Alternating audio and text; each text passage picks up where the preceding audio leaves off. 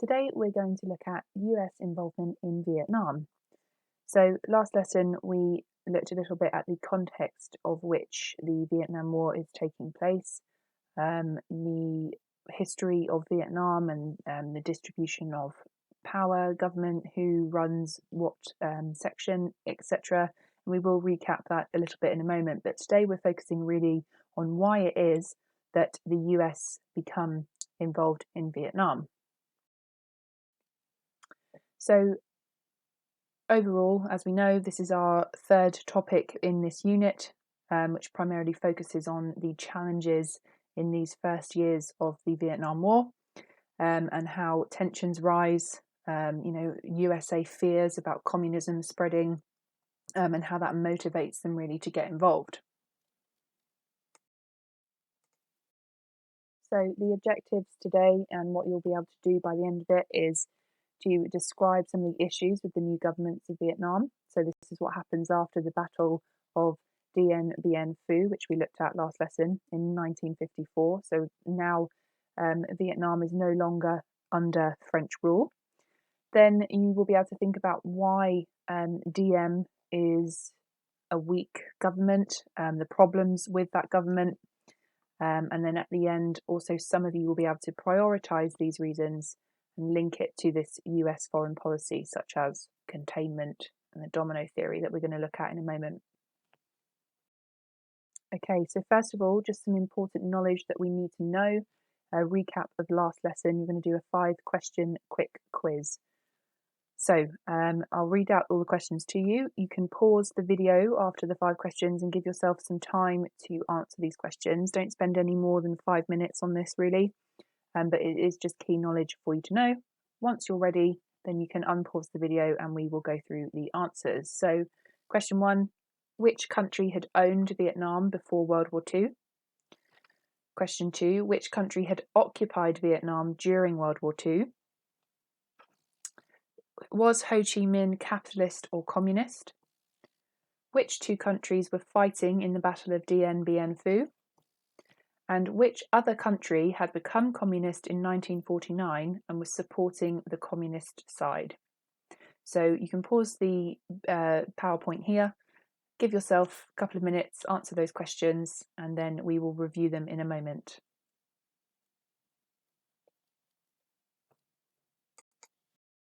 Okay, to go through the answers. The country that had owned Vietnam before World War II was France. So Vietnam was one of France's colonies, and a colony is a place which is controlled by another country politically and economically. Number 2, the country that occupied Vietnam during World War II was Japan. Number 3, Ho Chi Minh was communist. He had, he was kind of an icon, a figurehead in Vietnam, but he had set up communist parties around the world, in France, for example, and he very much spread his communist ideas around the world. Number 4, which 2 countries? It was Vietnam and France. Obviously, the Viet Minh against the French as they wanted to become independent.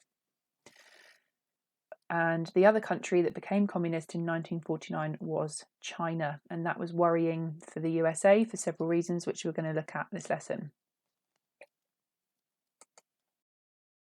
Okay, your first task is to write down some definitions, because this is some important language that's used, and it's really important that we understand what it means. Now, an accord is a formal agreement, so the Geneva Accords that we looked at last lesson, which was where it was decided what would happen to Vietnam after the Battle of Dien Bien Phu in 1954. So the agreement was reached during the Geneva Accords for it to be split, and we'll recap that in a moment. A DMZ, or a demilitarized zone, is an area where all military activity is forbidden. So if you remember that map that we looked at last lesson, the 17th parallel, that was an area between North and South Vietnam where no military action could happen. Containment, this idea of containing something, was a policy used used numerous strategies, numerous presidents to prevent the spread of communism abroad. That's what we mean when we say containment. The domino theory is a really prominent theory for around 30 years in the United States, and it's this idea that one country could have the potential to influence communism if it became communist. So that means that one country, the surrounding countries around it, would follow in sort of a pattern of a domino effect, and that's that picture down there on the left-hand side showing that. A colony is a place controlled by another country politically and economically. So France had Vietnam as a colony. And then we have the SEATO, SEATO. That was the Southeast Asia Treaty Organization, which involved the USA, UK, France, New Zealand, Australia, Pakistan, Philippines, and Thailand. And it was set up in 1954 to try and stop communism spreading in Southeast Asia. So it was a real prominent fear that they had that communism was going to take over and it was going to be dominant. Okay, to recap from last lesson, you completed this task, which was showing the structure of the government in Vietnam after the French surrendered in the Battle of Dien Bien Phu. So a communist north is now run by Ho Chi Minh out of Hanoi. And then you have a capitalist south run by Ngo Dinh Diem, which obviously, we can see here now there is this division at the 17th parallel, splits the two countries, and one is communist up in the north and one is capitalist up in the south, and you can probably predict what's going to happen here. So something that's really important to understand and kind of explains really the USA's actions during this time is this idea of domino theory, and it's really important that we understand what it is and how it motivates America and the presidents and their policies, their strategies moving forward. So there is just a quick 4-minute video which goes over the history of the domino theory, okay, which we've looked at, which is obviously this idea that if one country falls to communism, then surrounding countries will fall like a domino. It will spread its influence, and that is what the USA did not want. So there are 5 questions, and it's about 4 minutes long, so you can pause the PowerPoint here, click the link that is on your worksheet, but also on the PowerPoint, and you can then come back and we will move on to our next task. Your main task then today is to find out about, what happens when Eisenhower gets more involved in Vietnam. Some little bit of context about Diem and his government and why it was weak. So again, this division in Vietnam now between North and South, even though the South was capitalist under Diem, the South did have a lot of support for Ho Chi Minh up in the North, and as a result, Diem's government did not have such widespread support. Okay, so your first section is to list 4 reasons why the government was weak. You're using the textbook scans, which are on Go for Schools, and I've guided you with the subheadings and the page numbers here to focus your reading.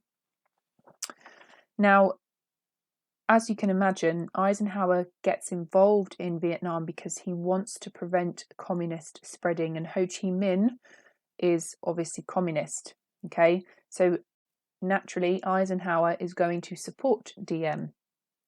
But this was obviously quite controversial. There are several factors here, and you'll find out through reading this. So you're looking for why Eisenhower supports Diem. What did Eisenhower not want to trigger, and how did Diem become unpopular? Then you're looking at no elections, why there were no elections on page 84. Then you're looking at how the situation worsens. So you're kind of, through this worksheet, you're seeing how this story unfolds over the next couple of years after this battle that we looked at last lesson. And we're ending sort of around 1959, how the situation gets worse. So you're working through this. Then afterwards, I want you to think about, in your opinion, what's the most important reason why Diem was so unpopular. And then lastly, as always, source inference practice for you. You've got the picture of the cartoon, which is the domino theory there, and that is suggesting to us something about why the USA gets involved in Vietnam. What can we infer from this source? Pick 2 things. And then secondly, 2 things that you can infer from source C about why the USA got involved in Vietnam. And this was a letter written by Eisenhower, okay, to DM, who is obviously the man that he supports in South Vietnam. So you can read through that source and write down your 2 inferences for me, please. This is a really important format question that we are, on the whole, we are getting right. But again, any 2 things that you can identify from these sources to tell us why the USA gets involved in Vietnam. This is also an opportunity to test your knowledge. What do you remember? What do you retain from this lesson?